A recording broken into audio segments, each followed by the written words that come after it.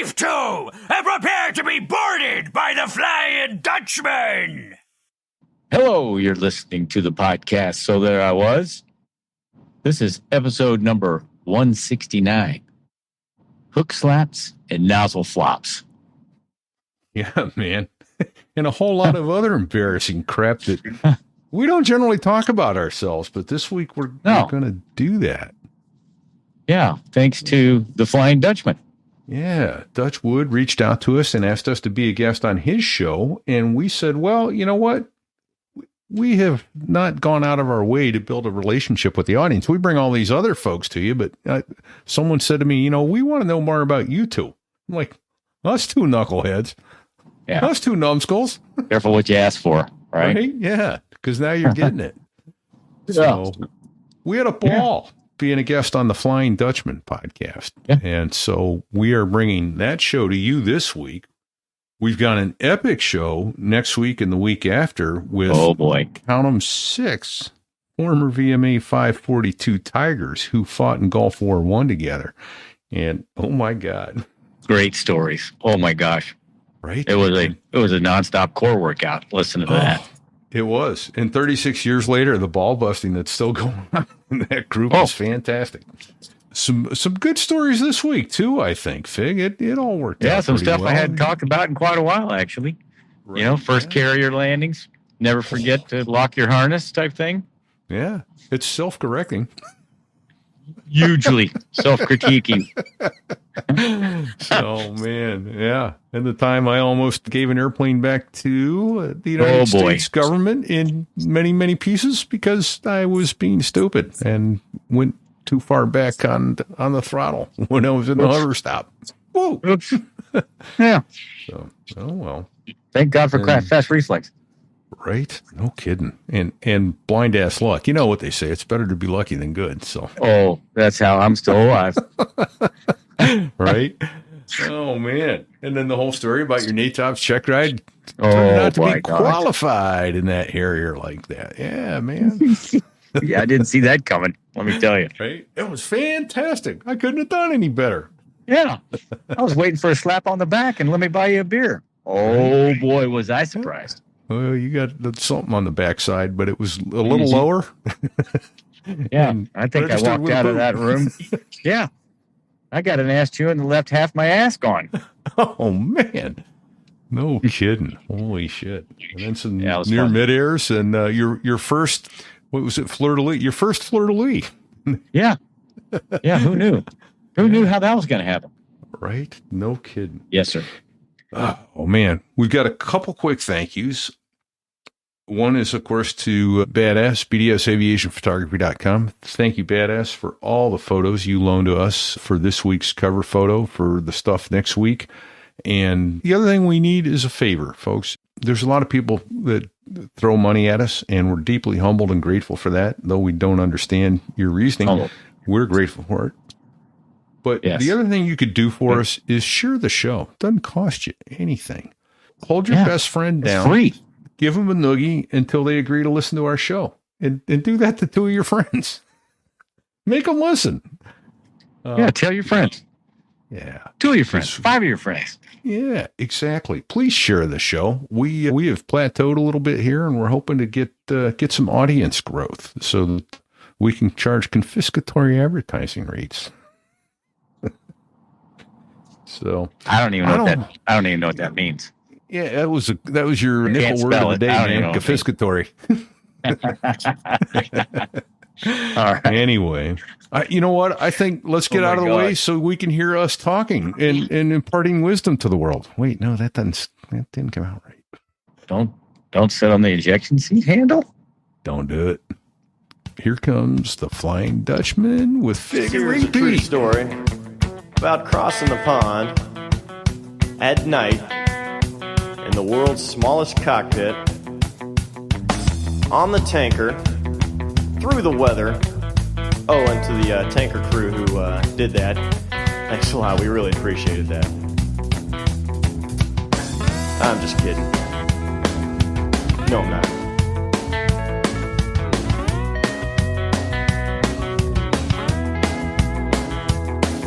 Well, there I was, crossing the pond, and you could see that I wasn't exactly fun.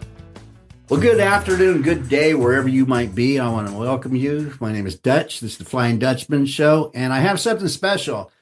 When I interview pilots, crew members, but today's a double bammy because it's not only a Harrier pilot, but I've got two former Harrier pilots that flew, I believe, the Aviate B version, gentlemen. Right.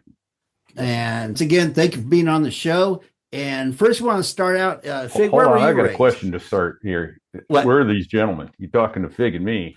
And Yeah, where are the I gentlemen? used the word. You lose that loosely. pretty loosely, Dutch. That's it's almost. I'm looking around thinking, who are you talking? No swearing, Fig. There's gentlemen in the area. No. You know what? I stand corrected. So, Fig, where were you raised? I was raised in a little town just outside Kansas City called Lee Summit, Missouri, which is not little anymore, and I don't live there now because of that. But that's where I grew up. One high school, 3 or 4 grade schools, and that's where my mother grew up, and that's where I grew up. RePete, where are you from, sir? Well, I was born in the same town as Wayne Campbell from Wayne's World. Kids, ask your parents. Which is Aurora, Illinois. What? Oh, that's But correct. I But was only unaware. there for a short time. We moved to Vermont when I was 7 years old. We Mhm. moved to New Orleans when I was 12.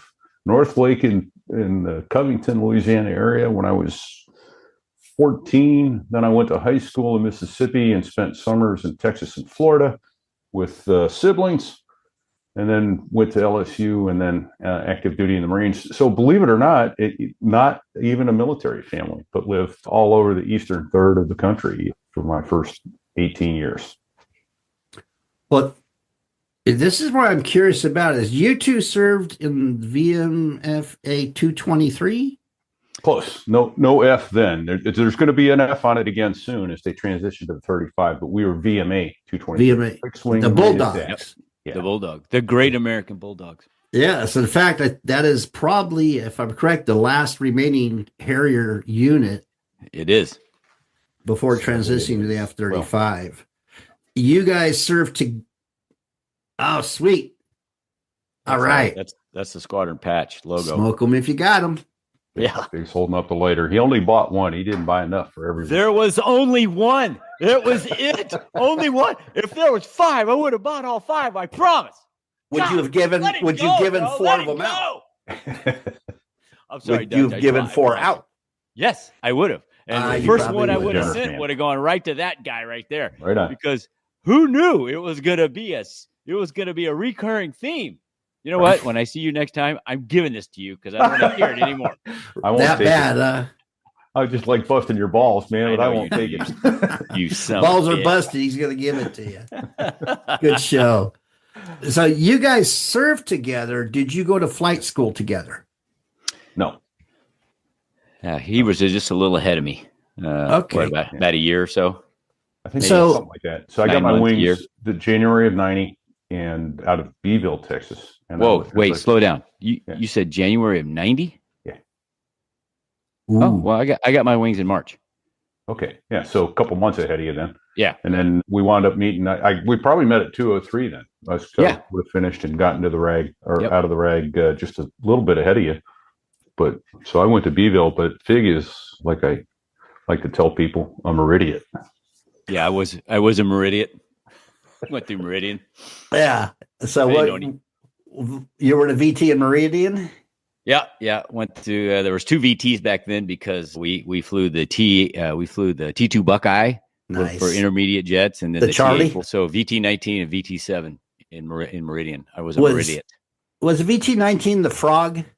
Yes, yeah, in it the was. cockpit? Uh-huh. I think that's probably the better looking of all the logos. Hey, Repeat. I got a What good- was your squadron patch motif?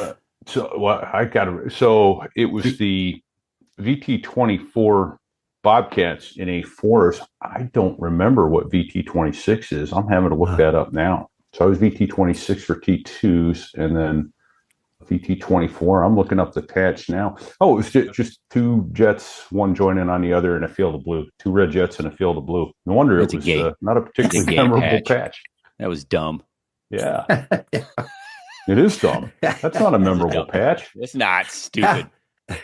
Now we're going to go Tarantino. We're going to go backwards a little bit with RePete. Is you selected to be in aviation, right? At some point, knowing there's a risk that the Marines tell you you're going to go to Pensacola for flight school. If you wash out, is it true that they could put you somewhere else where they want, not what you want? Absolutely. And then they were kind enough to wash my ass out before I ever even finished the basic school. So you get commissioned, you go to 6 months of the basic school, then you report to Pensacola for flight school. The problem was when I graduated in 84, there were, I think the number that comes to mind was 400 Marine lieutenants with flight contracts and room for about 75 pilots per year at that point in time. So miraculously, all these guys showed up at the basic school, physically fit, hard charging Marines, ready to go. And all of a sudden they had heart murmurs and they couldn't see and they couldn't hear and all that stuff. So a bunch of us got sidelined. I won't go through, the story is really long and convoluted, but yeah, I essentially I was given a ground supply billet once they took my flight contract. I did relinquish my flight contract because I was targeted by the doc. He's like, you're not going to pass. I went, uh-oh. So you had three opportunities, and I went before my second one, or before my third one, I dropped. And then they came back and gave me a ground supply. So I had to get congressmen involved and go, not only did they not send me to flight school, now they didn't even honor their promise to send me to one of my first three choices to another job in the Marine Corps. They gave me ground supply, and they came back and said, oh yeah, we're sorry. So they got me another job in the Air Wing, and it turned out to be pretty good. I was a Hawk missile air defense officer and did Hawk and Stinger missiles for almost 3 years before I got to flight school. And that actually turned out to be, in retrospect, a wonderful experience. It sucked at the time because I wasn't in a cockpit. Yeah.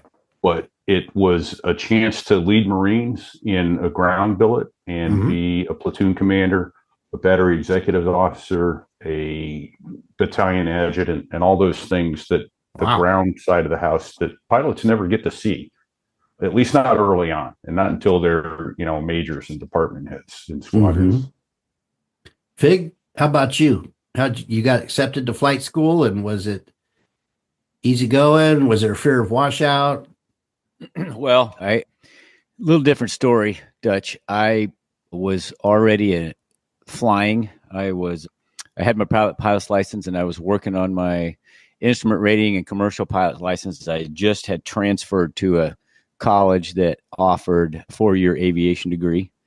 And so I was a junior when I transferred there with a private pilot's license. I decided that come hell or high water, I was going to be a professional pilot. And that's when I stumbled into the Marine PLC commissioning program.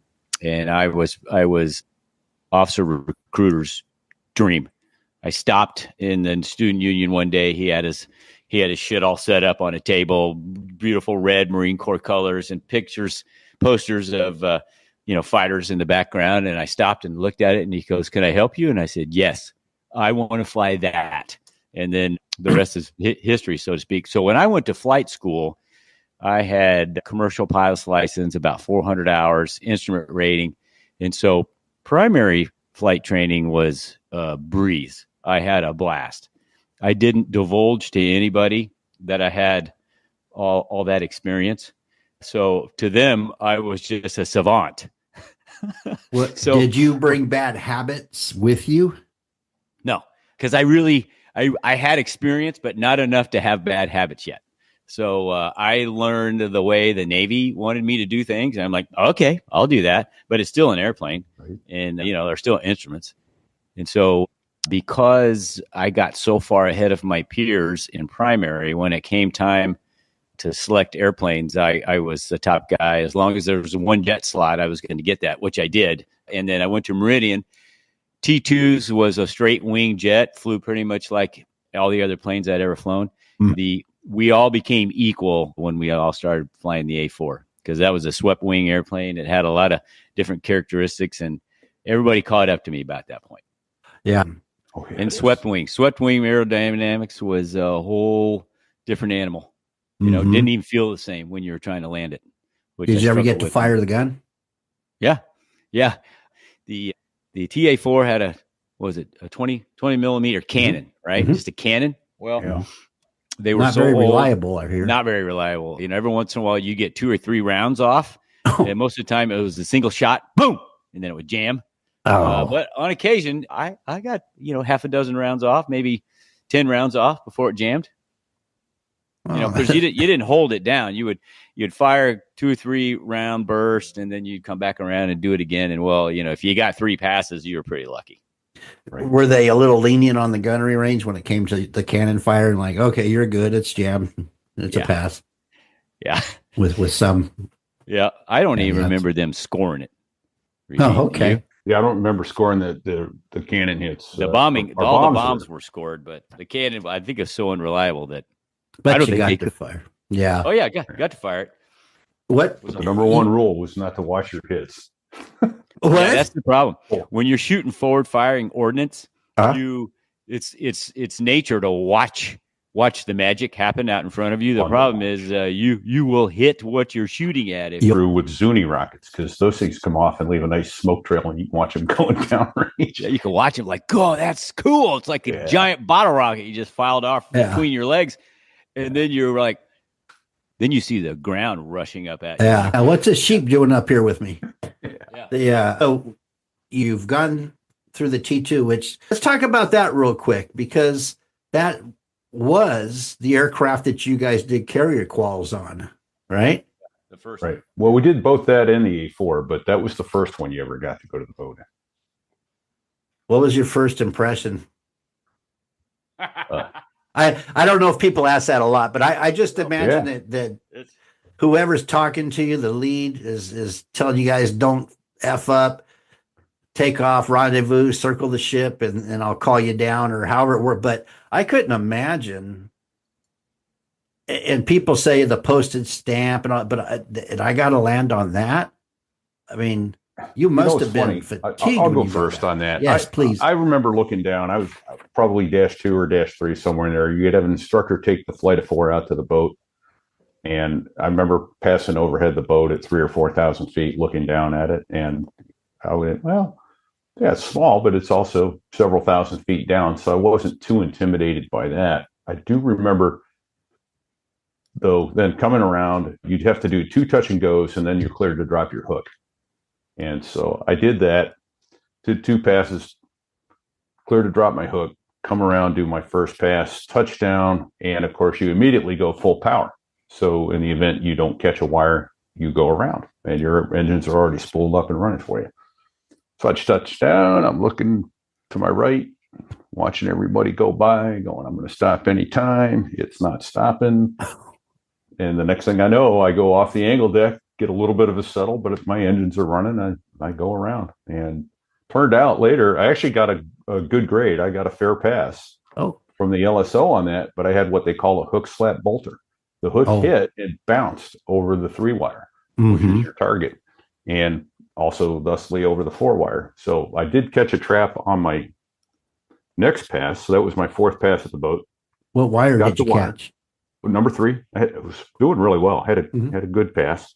But now I was out of gas. So that last pass was either going to be make it or break it. It was that or bingo, meaning go back to shore and get more fuel.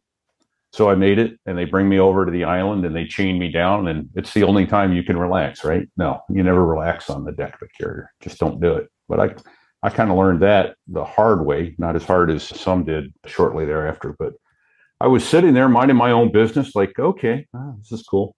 And the next thing I know, my whole jet shakes. Boom! Something ran into it. I look out, and they taxied another airplane right into my left wing. I'm like, oh no! I don't have anything but my wallet and my flight suit, and I'm going to be spending the night on the boat now. What boat were you on? The Lexington. Oh, you were back in the Lexington time. Yeah. Yeah. And so the next thing I know, this big roll, we call it speed tape. Looks like duct tape, metal tape. They came out, they taped up my left wing, my wing lens, and it was just a tip tank that got hit. They taped it up, it launched me off. I did 3 more traps, got shot off, and home I went. But if that was the Air Force, that airplane would have been impounded for 6 months. You would have had to go absolutely. piss in a cup, get blood drawn, even though you were chained down, had nothing to do with it. Exactly. You're exactly right. And then briefly, I'll end the story with shortly after that, it was my first cat shot. And off I go. They chain me up. I follow all the signals, ready to go, shoot me off. And it was so quick, loud, and violent that even though I had my hand on the throttles and the towel rack, which helps you hold your hand on the throttles and keep them forward on takeoff, it was so quiet after I left the bow that I thought, oh crap, I may have lost my engines. And I looked down and they're both running fine. And then I'm starting to hear things again. It's like, oh, okay. Oh, wow. Yeah. But I was also screaming like a 6-year-old girl who fell off a swing on a playground. I was howling at the highest pitched squeal I've ever had. It was so much fun. So my first impression was, on a clear, calm day, the boat is the most fun you can have with your pants on. How rewarding. Yeah. Big, you're in the pattern. Well, I have a very similar experience, although I was Dash 4 of the 4-ship, and the wing commander, the Commodore, was our lead that take us out to the boat. We're all solo. And I had a Spanish exchange student who was number 3. So I'm flying on his wing, and he's nervous as a cat trying to cover shit on a hot roof. And so he's everywhere and bouncing all over the place. And I just had to get away from him. So I had some space to breathe. I was nervous too. Well, we're in a left-hand turn, and the Commodore, who had a very soothing voice, it was like you were flying with your favorite uncle. He says, well, boys, look down to the left. There's your ship. And it was the Kennedy. I first landed on the Kennedy, and it was a pretty big ship compared to the Lexington, which I landed on the second time. But I looked down, I took a quick, stole a glance, and I thought, well, that's not the right, that's not the right boat I'm looking at. That's way too small. So I got further away so I could look longer, and I looked down, and there was no other boats around. I'm like, holy shit, that's the carrier? And I thought it was really tiny and small. In my mind, it was going to be big. Like it was going to look big. Because you knew you were going to the Kennedy. Yeah. So like RePete, first 2 passes were touch and goes. And if the LSO liked what he saw, he'd tell you to put your hook down on the 3rd pass. And so on the 3rd pass, he says, all right, Fig, put your hook down. And I rolled into the groove with the hook down on the 3rd pass. And when I landed, we had done it so many times in practice that it was muscle memory, because my IQ dropped 50% as soon as I saw that boat. I mean, I couldn't tell you, what my address was, but muscle memory was there. So when I hit the ship on that 3rd pass, I caught a wire, but everything happened so fast. And then it was very self-critiquing there in the end, because I had forgotten one item that was very important, which was to lock my harness. So when everything came to an abrupt halt, which it does so fast, my body kept going, and I hit the gun sight with my head, i.e. helmet, and all the sweat that was on my face, which I was sweating profusely, went up on the visor, which immediately obscured my view. So now I'm sitting there at a dead stop with the throttles at 100%. I can't see shit. My heart's racing. And then the voice of God came over the radio, and it wasn't God. It was actually the air boss. And he said, "It's all right, son. You can pull the throttles back now. We got you." And that kind of snapped me out of it. And then I realized, I'm not moving. And I'm here on the ship. And I look down to my right, and there's a dude on the deck. He's waving at me. He's telling me to put my hook up and start tacking, because there's a dude coming behind me, right? So that's my first experience. And it was like this: water, water, water, water, water, water, water, steel. And everything came to an abrupt halt. That's intense. I couldn't imagine. It was awesome. And you guys they call it a dream sheet. You list the top 3 airframes you would like to go to. Yes. Yeah. What were they? Go ahead, repeat. You're senior Yeah. So in more than one way. yeah. So I actually went in with the hope of flying A4s, but A4s were no longer available by then. So my choices available to me were Hornets, Harriers, and EA6s, which is the electronic countermeasure 4-seat A6. And that didn't appeal to me. The EA6 didn't appeal to me. When I left Cherry Point, which is where I was in Hawk Missiles, I wanted to come back and fly Harriers. But when I started doing tailhook, I went, oh, I want to keep doing that too. So I did pick Hornets, Harriers, EA6s in that order. And they were sending everybody Harriers in those days. But because I always thought, you know what, I can always go from Hornets to Harriers. It'll be much more difficult to go from Harriers to Hornets. Although I don't know of any guys that did try to transition to the 88 after the F-18. But I got 88s and I was still thrilled with it. I mean, getting to fly single engine, single seat attack jets in the Marine Corps. What a blessing. Yeah. Right. Yeah. A lot of power in the Harrier, isn't there? Better than the 1-to-1 thrust to weight ratio on most days, right? Yeah. It can hover. No afterburner. No. So, in fact, it's the fastest. I would assume still true, even with the 22 and the 35. Fastest airplane to about 400 knots on the planet. Just because there's so much power in that high bypass fan. That thing rocking. As soon as you put it forward, the throttles up, you've got about 3.5, 4 Gs straight back. Wow. Yeah, it's almost like a cat shot. Yeah. Wow. Set you right back in this. These are Rolls-Royce engines on those things? Yeah. We flew the 406As. They moved to the 408A when they went to the night attack and the radar variant. Oh, okay. Yeah, the Pegasus 406 and 408. Is that because there was added weight with those electronics? Yeah, it had about, I would figure, about 1,500 pounds more thrust for the night attack. Yeah, that sounds about right. Yeah. It was 21,700 pounds of thrust, I think, 21,500 our model, and I think the other one put out just a little over 23,000. Wow. Or close to 24,000. For an empty weight, 13.5, 14,000 pound airplane. Yeah. Wow. Yeah. It was a rocket ship. Yeah, that would be. Fig, what was your wish list? Well, I was enamored with the F4. And at the time, the only F4 squadron left in the Marine Corps was VMF P3. It was a reconnaissance squadron. Is that El Toro? In El Toro. And I when I filled out my dream sheet, I put down the F4. I put an F4 Phantom, and then the Harrier, and then the F-18, and then the senior Marine at the time pulled me into his office because I was the number one guy. I was going to get whatever I wanted, and he said, "Hey, you might want to just get your mind right because we're not putting anybody else in the F4." He called and said, "Yeah, the last RAG student is just left the building, so there's no more because they were." That was in '89, so I think they decommissioned that squadron. It was like 91 or 92. Yeah, it was right after Desert Storm. And so the Harrier was my next choice, and I came up with that because I enjoyed everything that I'd done to that point, including going to the boat in a tailhook aircraft. But I thought, if I want to do something different, it's going to be the Harrier because it's a completely different kind of flying. So that's what drew me to it. Yeah. That and like RePete, I really like the A4, but that wasn't an option either. So the Harrier was what I wanted. Yeah. Lucky and blessed enough to get it. But I know like the last was the OA4Ms for the Marines, and those went pretty quick. They weren't around very long. And then I actually got to fly that. Did you? When I was at Cherry Point. Yeah. We were waiting to start the RAG. They let us fly those.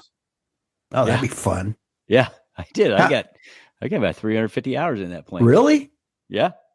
Oh, what are you bitching about then? I'm not bitching. I'm the luckiest guy on the planet. Just, I swear, I'm not lying.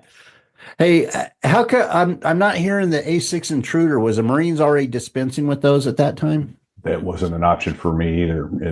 Then. Yeah, I take that back because I do remember a guy in my class going A6s. Yeah, we had some. They were putting a few guys in there. Yeah, it didn't appeal to me because it was such a an old and probably not going to be around airplane. It really didn't appeal to me at all because it was kind of ugly, really. My model didn't hear that. Still is. It was like a chicken leg. It was like a chicken wing or a big chicken. It was like a drumstick you take the with wings. off, it's a drumstick. Yes. That, you know what? I might build a drumstick model one day. Make it give it markings of a Marine intruder, and I'm gonna mail it to you. Right. So, in flight training, you guys obviously made it. Your dream sheet. You're going to be going to Harriers to 203. Is that the transition or the training unit? Yes. It was, yeah. The RAG, the replacement air group. But the unfortunate, the unfortunate side is that some guys washed out and gals washed out. Yeah, that were no longer with you, that had already gone and flown the T2. I could imagine the letdown that they felt. I had a guy. He went to college with me, had a lot of flight time. We went to the basic school together. We went to flight school together. He went to Beeville or Kingsville, and I went to Meridian. But he never got to go to the boat in T2s. He was washed out before he got to the boat because he couldn't land in the box, on the carrier painted box on the runway, and they washed him out. I had a buddy the same way. Learning the light, that was probably the most non-civilian flying thing we did, right? It was angle of attack landings. Oh my gosh, yeah. Yeah. So, which is how you get aboard the boat. You fly your angle of attack, not your airspeed. And no flare, all the way to touchdown. No flare. No flare. Yeah. You hit hard. It's like, you didn't do that in a Cessna 172. You'd break the gear. Yeah. Yeah. So I had a buddy the same way. He never made it to the boat, and he actually wound up Secret Service presidential detail. But yeah, he was absolutely crushed when he went, you know what, I'm not going to be able to keep flying. Our initial flights were done in the T-Bird, and then you would do some instrument flights under the hood in the T-Bird. But other than that, it was they put us in the single seat for the tactical training. I've never heard it referred to as the T-Bird. When I hear T-Bird, I'm thinking the old T-33s, but they called it the Harrier, the T-Bird, the two-seater. Yes. Yeah, trainer. Okay. Yeah. That's pretty cool. How many hops did you do in that before you advanced to single seat? Maybe 10. Yeah. Okay. 8 or 10. Yeah. It wasn't a lot. The last one being your safe for solo checkout. And then you never flew the T-Bird again until your NATOPS check at the very end. Yes, we did drop bombs with it because we had to drop a bomb on our NATOPS check. On your NATOPS check, you had to be target plus or minus 30 seconds. Which reminds me of a terrifying and terrific story. Can I tell it? Do tell. So made it all the way through the RAG, and now it's my final flight day, the NATOPS check ride, and I flew it with Ragu, who at the time was the OPSO of. And so the flight consisted of, you had to fly DAS, deep airstrike, so a low level to a low level pop, a low angle pop to a target. You drop one bomb on the target, and it was a TOT, time on target. So you're flying this whole thing, this whole low level, to get you to the target on time and put a bomb on the bullseye. And I did. I mean, the low level, I put the bomb right on the bullseye, came off target. The range guy said, that's a shack. And I'm thinking, I'm King Kong. So then we go back to the pattern, and you do all the circus landings and circus takeoffs in the Harrier. And there's a shit ton of them, I'll let RePete describe that because he was an instructor. And so when the whole thing was over, I'm pretty damn proud of myself. I'm thinking, I don't see how this could have gone any better. I can't wait for the debrief. Ragu's going to tell me I'm the best damn Harrier pilot he's ever seen. And when we pulled into the chocks and opened the canopy, he says, see me in my office, and stepped off. And I'm like, what? That didn't sound good. What? I wonder what he's mad about.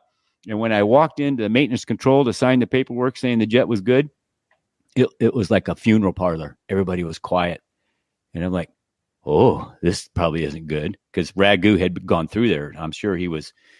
And so when I get up to the second deck where his office was, before I could even see him, I could hear him. Get your ass in my office right now. So I walked in there and closed the door, and he immediately is standing up behind his desk. veins popping out. And so I went into full Marine mode, and I just stood there at attention with my eyes locked on the wall behind him. And he goes on for 30 to 45 seconds, screaming explicatives at me and telling me how he could take my wings. I'm never going to fly again, and yada, yada, yada. And the whole time my mind is racing. What happened? I honestly didn't know what happened. And apparently the expression on my face said it all. And he stopped talking and he said, "You don't have a fucking clue what I'm talking about, do you?" I'm like, "No, sir, I do not." And he said, "How fast or what is the speed limit below 10,000 feet? FAA speed limit below 10,000 feet." And I said, "Well, that's 250. Well, see, we didn't go anywhere below 300 knots. We had a waiver. So, I knew the answer was 250. And he goes, "How fast were you going from the restricted area back to Cherry Point?" And I said, without even blinking, I said, 400 knots. And he popped a gasket and started screaming again. And he could tell by the look on my face that I didn't understand it. He goes, well, so the bottom of the moral of the story is I had been in a single seat since we got our Safer Solo ride until that check ride. And you never go out by yourself when you're in training. You're always on a flight instructor's wing. And I'm telling you, I had never been from the restricted area back to the base at less than 400 knots. That's just what we did every single flight. And I was shot for about six and a quarter. I know. And honestly, I just, you would normally just put the power up in the top end there and just let it go. And then you'd come into the break at whatever speed you got, which was in excess of 400 knots. So I did what I had done every single flight. And when I explained that to him, he said, "Get out of my office." Not, "Hey, congratulations, you're done." He said, "Get out of my office." So I walked out, still not knowing what my fate was. And about 10 seconds after I was out of his office, over the intercom, I heard in his voice, "I want all instructors in the ready room now." RePete, were you there? Oh, I don't think I was. I would have just been over at 223 next door already by then. But what's funny is how the background story on that. What is going on? Well, so he bitched all the instructors out for not adhering to the 300 knot limit below 10,000 feet from the restricted, because apparently everybody was doing it. It wasn't just me. I just happened to be the one that got the wrath of Ragu on that day when he actually saw it happen. And yes, I did pass after the ass chewing. It was all over. It was all good. But that's how my NATOPS check ride went. Nice. RePete, I want to know what it's like being an instructor. I learned pretty quickly to always expect the unexpected. That's the number one thing. Even though, these guys are all professional aviators at this point. So for the most part, they're not going to make a dumb aviation mistake. Although when you think about it, when you get your wings and you show up at the rag, you're well trained. And as Fig said earlier, there's a lot of muscle memory going on there. So normally things are good, but every now and then you'll get a weird, event happen. And so you have to guard the controls and don't let them, especially when you're teaching V-stall. Early on, teaching the V-stall, hovering, what we call RVLs, rolling vertical landings, touching down at 30, 35 knots. Mm-hmm. You're more on the jet engine than you are on the wing. And bad things can happen from which can't be recovered. That can happen pretty quickly. And so you're guarding the controls there, and you're making sure that you've got your water flow and you've got your performance numbers that you need, because you need 1.3 to 1 thrust to weight ratio in order to conduct a vertical landing. So you would think, 1 to 1. The problem is with 1 to 1, anything less than 1.3 to 1, you don't have the performance margin to arrest a sink rate that will hurt you. Okay. So 1 to 1 seems logical, but it's you need 30% more thrust than the weight in order to arrest a sink rate that you could develop. And then there's some other weird aerodynamics going on in there too. We have a thing called the death equation, and quickly put, it's the product of your airspeed, your angle of attack, and your yaw. And if any one of those, if at any time that product of that multiplication equation equals 1, then the airplane will do an adverse yaw departure flip and kill you. And because at 50 feet to 100 feet, which is where you are as you're coming into the hover, bad things are going on. However, if you multiply anything by 0, the result is always 0. And so that's why you'll notice on the nose of a Harrier, you see what looks like a little weather vane. Yes. And that's so you can keep your yaw at 0. So your airspeed, your angle of attack can be anything. As long as your yaw is 0, you're not going to get that adverse yaw departure.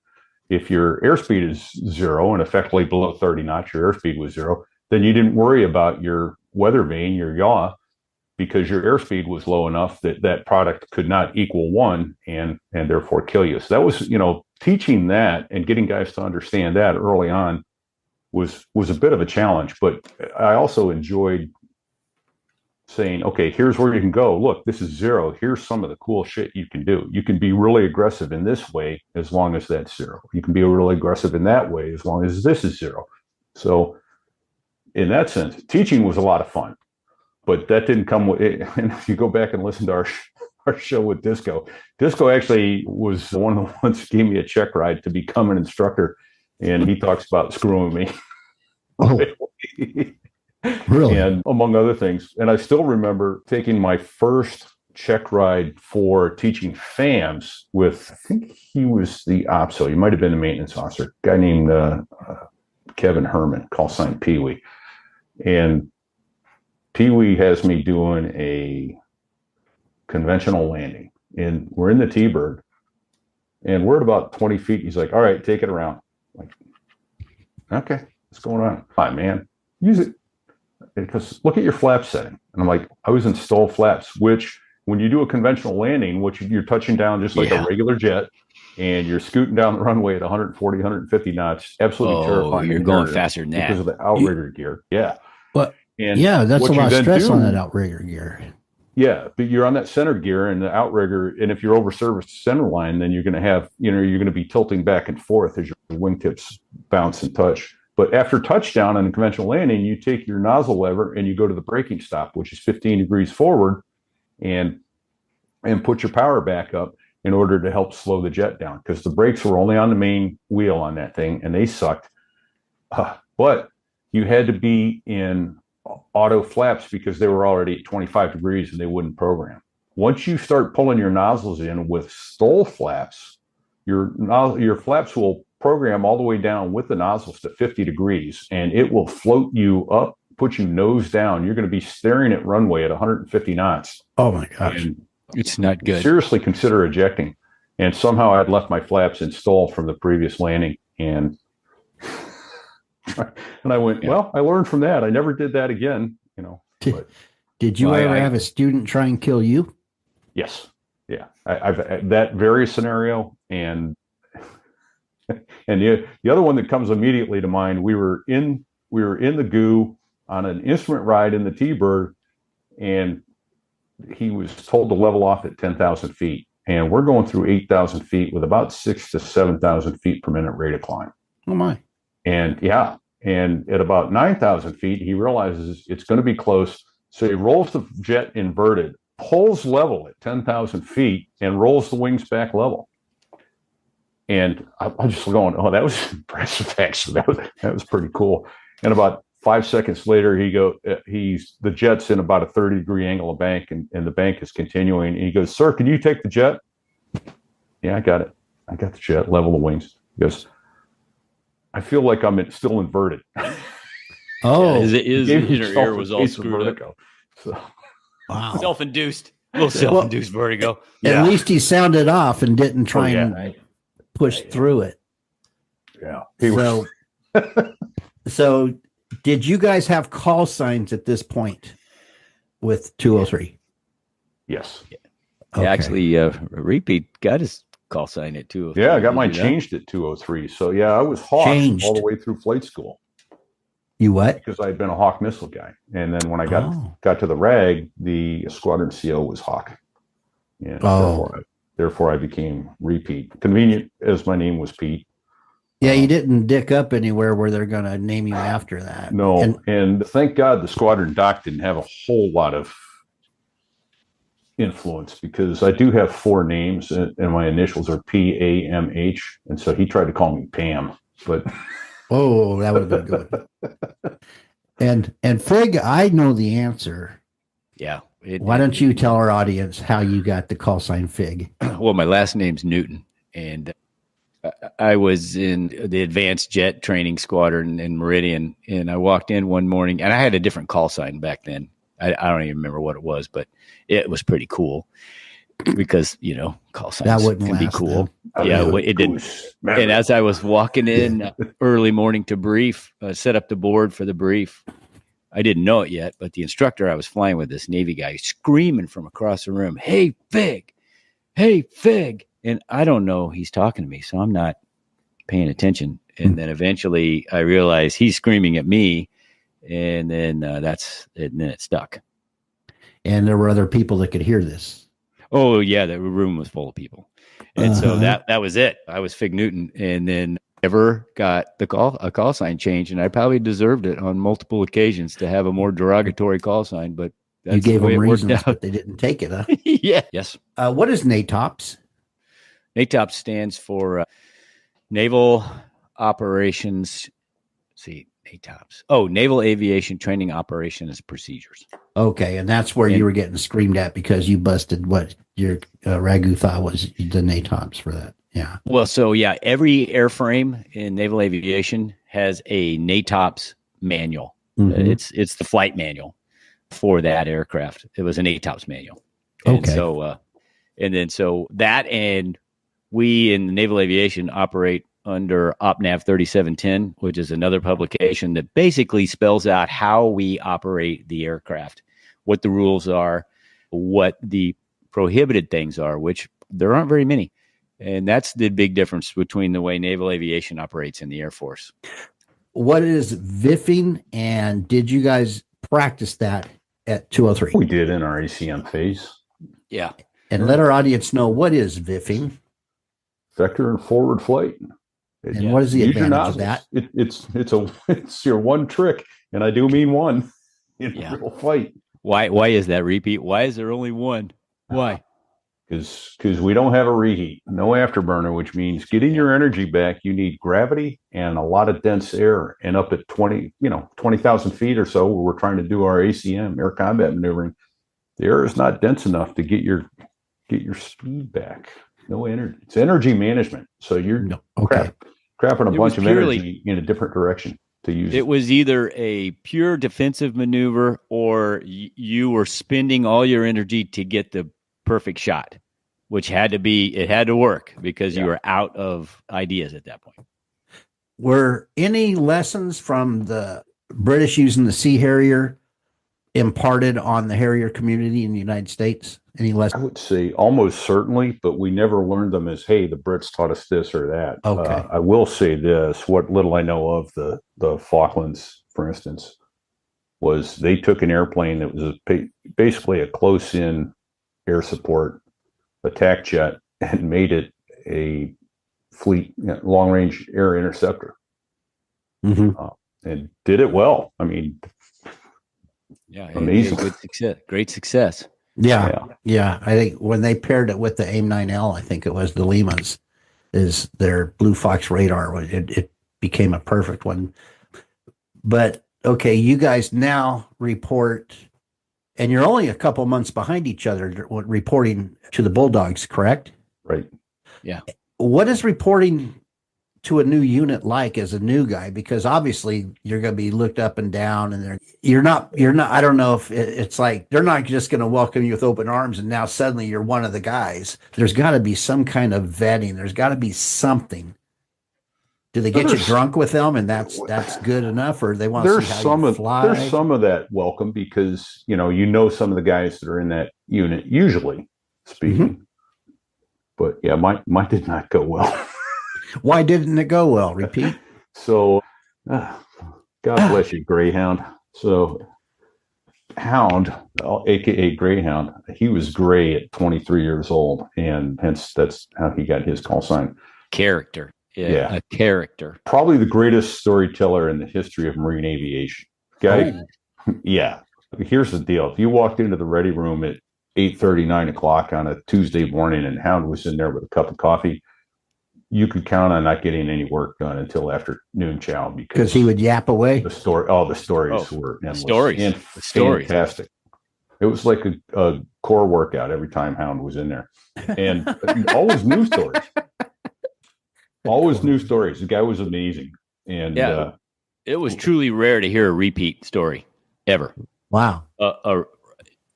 Yeah. I can concur with that. Interesting. Yeah, and he means repeating the story as opposed to one of my stories. But he would crack himself up. He had this great laugh too.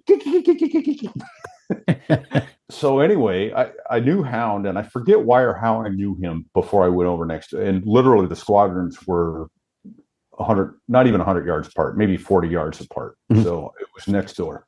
And I finished up on a Friday afternoon, walk over in my flight suit with my OQR, officer qualification record, and my NATOPS jacket, which is all my flight qualifications. And I'm just going to drop them off in operations with the NATOPS and the S1 or admin shop with my OQR and scoot out the door. And as I'm walking in, Hound was the XO. I run into him in the passageway, and he's like, "Oh yeah, the trip's in his office. Poke your nose in and say hi." And I'm like, "I'm not checking in yet. I'm going to check in Monday." And in the Marine Corps, you don't check in or out of the unit in a flight suit. You don't do it in camouflage utilities. You don't do it in Charlies, even unless explicitly told to do so. You do it in your dress uniform, your alpha. Really? Like business suit to a business. Yeah, I was unaware. It's tradition, and that's Marine Corps very traditionally. Absolutely. And I like that about the Marine Corps. I really do. It's don't let your standards fall for any reason ever. And it's not a big deal to put your alphas on and be squared away. So I'm like, "Oh, I'm not checking in." He goes, "Oh, you're not checking." The Hound's like, "You're not checking in. Just, poke your nose in, tell them you're here, say hi." And okay. All right. So I dropped my records off at the appropriate places. And look, Tripp's sitting behind his desk. He's reading a message or something like that. He doesn't look overly busy, or I kind of poke my head in and tap on the side of the hatch, and he looks up. He goes, "What can I do for you?" "How you doing, sir? My name's Captain Harmon. I'm coming from 203. I'm going to check in Monday and just dropping off my gear here." And Hound said, "Poke my nose in and say hello to you." So I said, "Oh, come on in, sit down." So we're talking for a little bit, and one of the greatest lines ever, he goes, "Well, do you know what you want to do?" I said, "I think I'd like to be in safety." He goes, "Well, yeah." He goes, "I don't have any room in safety right now. I've got people here designated to go to safety school, so that'll be a while." He goes, "I'd rather have a sister in a brothel than be the logistics officer, but I don't have a sister and I don't have a logistics officer, so you're going to be it." That's a good one. Thanks a lot. So that was number one. But the conversation, I don't know, we probably 3 to 5 minutes. And then finally he sits back and he's kind of uncomfortable. And he goes, "I got to say something, Captain. In Marine Corps, I can't." He's like, "Okay, don't worry about it." But that was my first impression on Trip, who was a great commanding officer. God rest his soul. Fig? How about you, Fig? You remember your check-in? It must have been very unremarkable because I really have no recollection, and that's probably good. Yeah. Memories, but none of that. So it must have been a non-event. Either that or you were blackout drunk, one of the two. Yeah. Well, and that probably was part of the case. Now, did any of you ever take a jet to an air show and for static display or to? Oh yeah. Do yep. Many air shows. Many? Yeah. Many. Yes. And now we're going to talk about you guys going. You trained in 203. I'm sure there's a white painted outline of what a ship looks like. And what are they called? The Bonnie Home, the America, the Bonham Richard. Yeah. Well, the ones we went to were the LHAs. LHAs. Yeah. So the Iwo Jima, the Wasp, the Kearsarge. Okay. What? The Wasp was a LHD 1. Oh, that's right. Yeah, that was the first of its class. Does that mean it doesn't carry the amphib? Oh no, it does. Okay, it does. It's just it's a newer model. It's a bigger, slightly larger assault ship. And the Marines Harrier operations, you guys slow down and are parallel to the ship, and then you drift to the right or whatever it might be called and land on the deck. How Right. come they don't fly straight in like a typical approach? Well, I could shine my ass and I have a 99% theory on it, but Fig says he knows the answer. So go for it, Fig, and I'll tell you what I thought if it was different. I think I was kind of pulling that out of my ass. I think because there are airplanes parked helicopters parked on different spots, and usually the aft part of the ship is parking spots on an LHA. There you go. So if you flew straight in, you'd be coming over the top of airplanes or helicopters that were parked there. So, first of all, there's inherent risk there in having something go wrong, land short. Now you're destroying 2 or 3 airplanes in one shot. Or, we would operate just like the helicopters do. You would fly down. Once you had your rate of closure and everything under control, the LSO would go, okay, you're clear to cross and clear to land now. And you would come to a beam, the landing spot you were going to land at. Right. How'd I do, RePete? That's it in my opinion. And then plus your 8 lighted aid lights, the helicopter landing lights that are there are actually mounted on the tower of the ship. Mm-hmm. And so you need to get up closer to that. And that helps you in low visibility, maintain as you're looking out the window, what's up, what's down, where wings level is, that sort of thing. So, and with the carrier's forward speed, you're matching that speed. So you're actually still moving forward.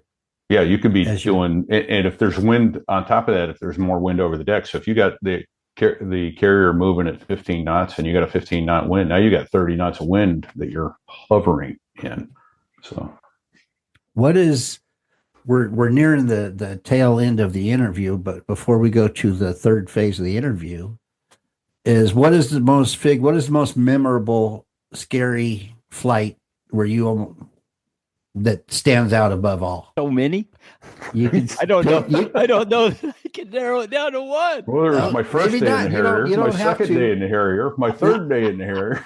This is just in the interest of time. We call that a Tuesday, Dutch. From you. Yeah, that's like a Tuesday. Come on.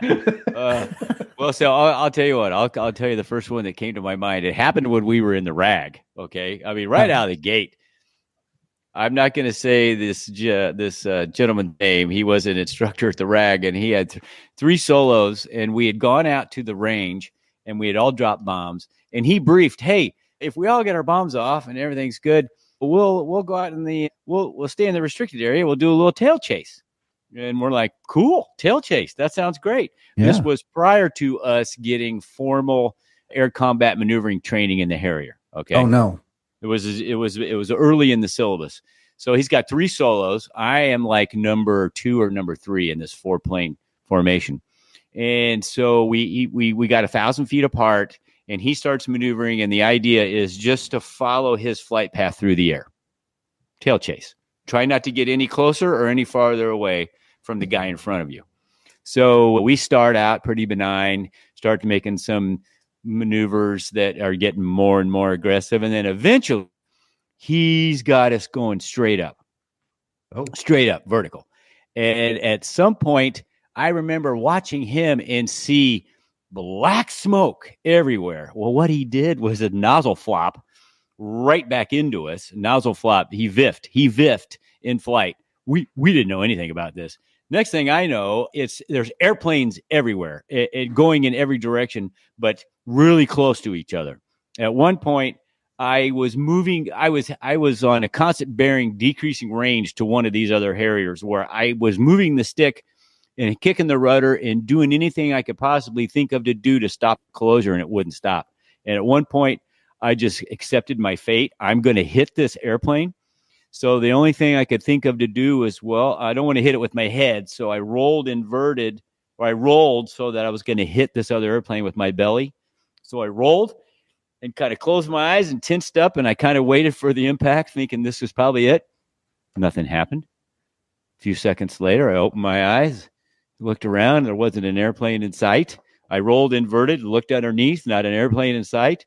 And then eventually he came over the radio and goes, "Hey, where are you guys?" And nobody knew where anybody was. And he goes, "All right, well, just go back to Cherry Point and recover single shield. When we got to the debrief, I'm thinking, okay, he's going to explain what happened. He never talked about it. He was like, hey, well, you guys did pretty good. And you got good bomb scores. And all right, see you tomorrow. And left. Maybe he didn't want to admit and discuss it, huh? We can only suppose that it was the case. But that was, and it was afterwards when the adrenaline wore off and my knees were shaking and I'm like, good God, I thought this was it. I thought this was going to be it. You were probably counting rivets on somebody else's jet. That was the first of many of the situations where it really happened so fast you couldn't think what was going to happen next. And wow, there you go. It's a dangerous business, flying jets. I know this for a fact, just from what I've read and listened to. And RePete, I think you made a gesture before we went to Fig on the most memorable scary flight. Was there something that came to mind? Like I said, that was a Tuesday. Right. The first one that came to mind for me was also in the RAG. A quick aerodynamics lesson on the Harrier. When you're in the hover, your aerodynamic flight controls do not work. Your alarms don't work. Your rudder doesn't work. Your elevator doesn't work. So you have to use what we call a reaction control system. And it's high pressure bleed air off of the engine that gets piped out to the wingtips, to the nose, and to the tail. The tail's in three directions. It's down and then left and right to give you yaw control. The wingtips are down until you go past half stick, and then it's up on the other side to give you roll control. And then the nose is just down to pull your nose up if you need to. So one of the other things, and that'll come into play here in just a second as to why that's important. Then the other thing we did was we had water injection. And if you were a little heavy, you could still do a vertical or a rolling vertical landing as long as you had a performance margin that you used water injection. And that allowed you to cool the engine and run it slightly faster to give you more thrust. Well, before you could land with water injection turned on, you had to do a water flow check in the downwind to make sure that the water system was not going to stagnate. And then when your engine needed it, the water would flow, you would get the cooling and the performance that you desire. So I come in for the break, I turn downwind. I remember it vividly. I was on runway 23. I want to say left and right at Cherry Point, or not really left and right in the real sense of things. There's a big center mat. Look it up on the internet if you want to see what I'm talking about. But downwind for runway 23, I've got my nozzles in to about 50 degrees. So I'm slowing down and I push the power all the way up to military so that I get water flow. And I got good water flow. And I don't know why I did this, but I pulled my throttle then back to idle instead of back to, 80% or somewhere in there where it should have been. Oh, no. Oh, yeah. So now I've got my nozzles in, and now I'm at 600 feet. I did the break, so I'm at 600 feet on downwind, but I've got my nozzles in. So that means my flaps are at 50, my nozzles are at 50 or so, and the airplane is slowing down like crazy because those flaps are like big barn doors, and we're slowing down. And as I come to idle, the airplane nose is now trying to point down because of the flaps and aerodynamics. It is really, now I'm pointing at the ground, and I'm probably 30 to 40 degrees nose down, and the airplane's starting to follow that path, not just going through the air, with the top of the airplane facing the wind. It's now starting down, and I've got the stick in my lap. I have pulled it back as far as it goes, and my nose is still falling, and I can't figure out what's going on. And I took my left hand, I pushed the throttle all the way back up so I would get thrust and water flow again. And I took it off the throttle and I reached down and I grabbed the ejection handle and went, I'm not going to live with this one much longer. I'm going to give this one back. And of course, as the engine spooled up and caught, my RCS reaction controls kicked in and the engine gave me enough thrust to still start pushing the nose up as well. And it was a self-inflicted stupidity wound that I almost gave that airplane back. It never occurred to me that going to idle was going to be so unusual looking. And I don't know, to this day, I don't know why I went to idle. What recovery altitude were you at, do you think? Yeah, it was probably 400 feet. Oof. So, yeah, I lost a couple hundred feet. It got my attention. I was a lot closer to the pine trees out there. I bet you were. Fig, how many hours do you have in the Harrier? I didn't quite make 600 And before you got out? before I left to go be an instructor down in Kingsville, Texas. Yeah. Oh, did you have a student try and kill you there? Oh yeah, multiple times. Yeah, that was like What they everyday did? event. It was like sport for them.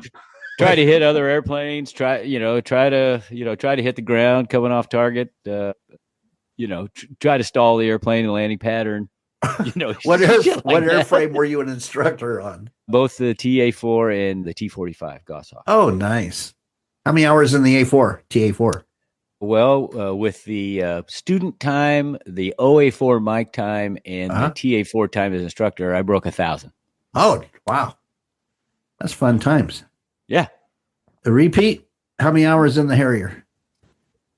I want to say it's like 1,300, something like that. Oh, okay. So I got my gun squadron tour, and then going back as a RAG instructor, flew my ass off there. So And then you guys left the Marine Corps. Did you go to reserves or anything, or did you just straight out end of service? And yeah, Fig has a better story than I do.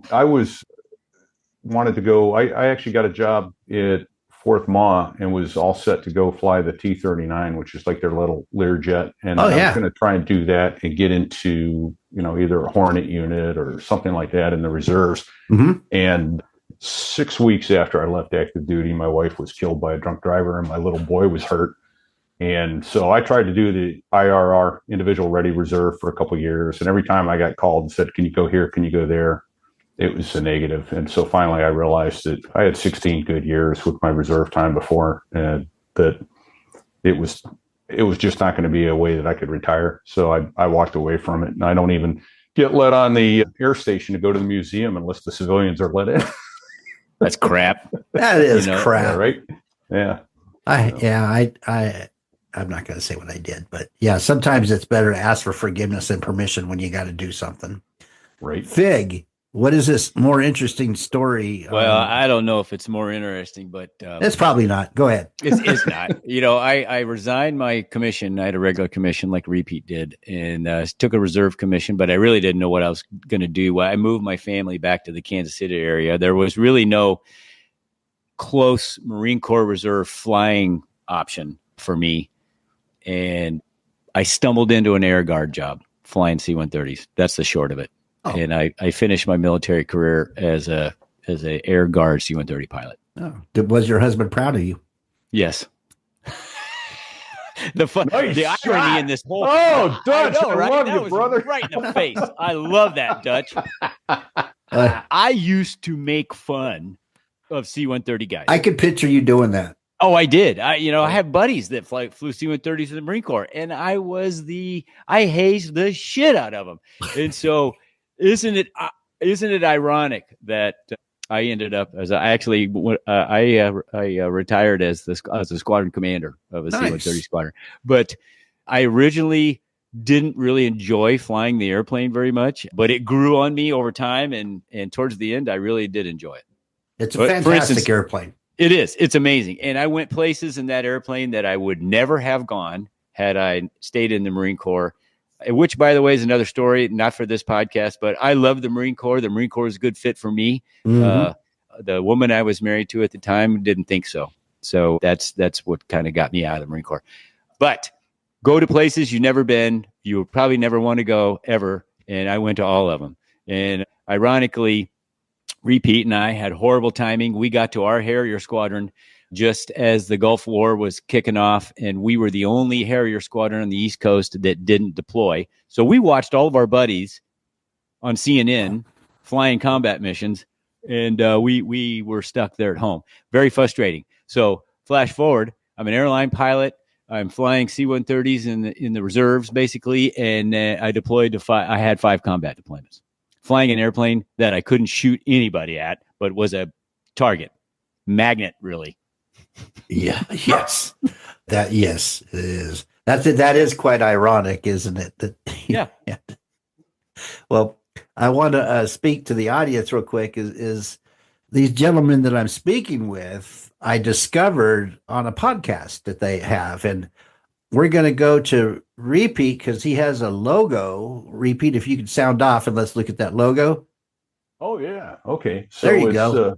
So there I was, which Yes. is how all great aviation tales begin, right? And this actually, Fig and I had the same idea at separate times, and for some reason it took the two of us to come together at a Harrier reunion to get this show together.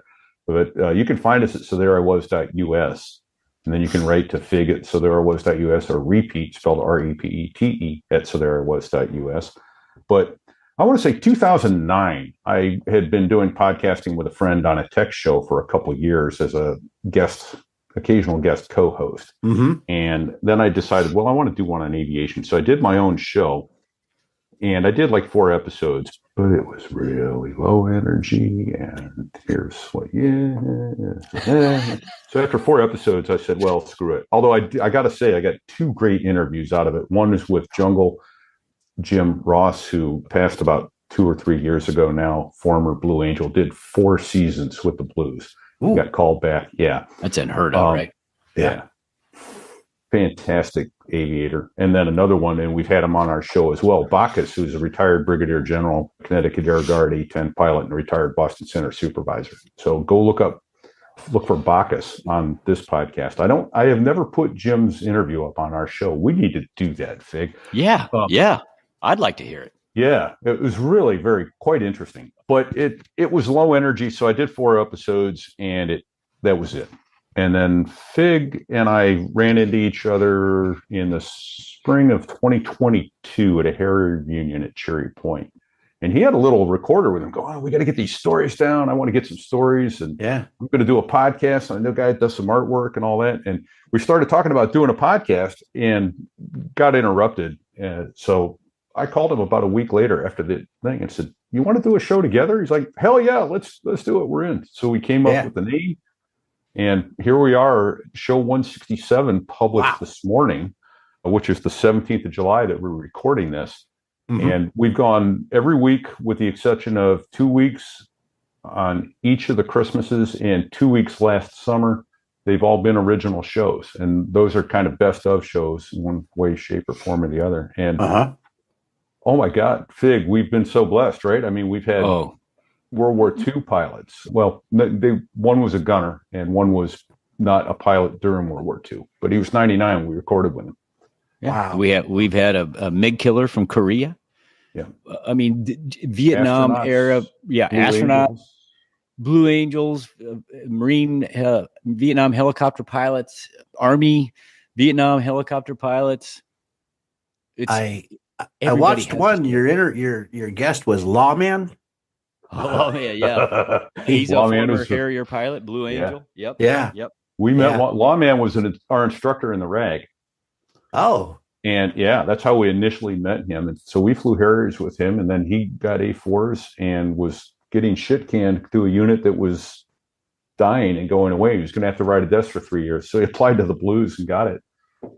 But what a gentleman and a natural storyteller. We did over 6 hours with Lawman. Wow. Just sitting there talking over the course of 2 days. He's a hoot. He can tell a great story. He has. I'll say the guy, what little I've seen in his history, that guy don't seem to age. No, he doesn't. Yeah. He just retired. He's 65, just retired from the airlines. And he's still back there working, teaching. And, good for him. Just a constant, I don't know how he has so much energy, because some do. He doesn't drink. No, there's his mistake right there. Right. He was also the designated driver, which if you listen to all his shows, that brings its own hilarity. There's really nothing scripted. We like to hear people's stories, and a lot of guys, they're very humble. They go, I don't have any stories. Well, I'm like, let me be the judge of that. You start asking them questions, and the next thing you know, you've been talking for 2.5 hours. So I encourage my audience to get out there. YouTube, you have a YouTube channel. You're on a lot of the major podcast channels. Is it just you two, or do you have people that assist you with your production? Yes, we do. To both. For the most part, it's Fig and me, but we also have another naval aviator, Coast Guard rotorhead, call sign Sticks, who has helped us significantly. He's gotten us guests. He's been a guest host. He's does a lot of production work in the background. Although lately that's been an issue. We switched recording platforms and we're not able to put up pictures as well when we're recording. But we also realize that we have several thousand listeners that don't come on and watch the videos. So we know we may have 40 or 50 people watching the video. So putting the pictures up isn't a priority, but we've got to figure a better way to get to that. But yeah, we got Fig and Bago, who was one of our listeners who started helping out with our Facebook page, SoThereWas.us/Facebook, and he manages that group for us, which has been a huge help. And last name Cole, hence we gave him Bago. He was an avionics tech in the Harrier back in the day, and he now works at the Naval Aviation Rework Facility. What is it? NATOPS, Naval Aviation Depot. Where's that at? At Cherry Point in the F-35 program. So he's working on avionics in the F-35. Oh, he's only going to get busier. Right. Absolutely. Yeah. But, and then in our YouTube channel is youtube.com/@SoThereIWasAV8B, Alpha Victor 8 Bravo. There was AV8B. Well, you definitely have a good thing going on. And Fig, there was a special guest on the screen with you. Who was that? Oh, that's Jude. He's been at my feet for the last 15 minutes, just looking at me. Oh, he's behaving. Yeah. But I thought, well, he wanted me to pick him up. Dachshunds. We have dachshunds at the Newton house. And you can't have a bad day when there's a dachshund around. You kick it a couple times and they still they give you that look. Well, even Hitler's dog loved him, right? Yeah. Right. Hey, man, why the most long stubborn face? dog on the planet, the dachshund. Love them. My wife has Shih Tzus, and that's Chinese for cock blocker. That's pretty spot on. I love it. Beautiful. Oh, that's fantastic. Well, you guys, I'm going to give you back your day, and I've held you long enough, I think. But I'm so happy that I had you guys on here. You guys are totally cool. I'll have a drink on you this evening. Please do. Thank you for the invite. I've enjoyed. This has been fun. Stories with you. Well, good. I'm glad that you had fun. And that's what it's all about. And you guys' humor meshes well with my humor and vice versa. Well, there I was crossing the pond, and you could see that I wasn't exactly fond of all the shit I was wearing on that day. Now an F-16 is cramped enough, but it's even worse with all that stuff supposed to save your life. But we knew there was no way. 'Cause when you're going down the North Atlantic, man, it's over. Don't go anywhere, kiddies, 'cause you're about to be cursed like you've never been cursed before!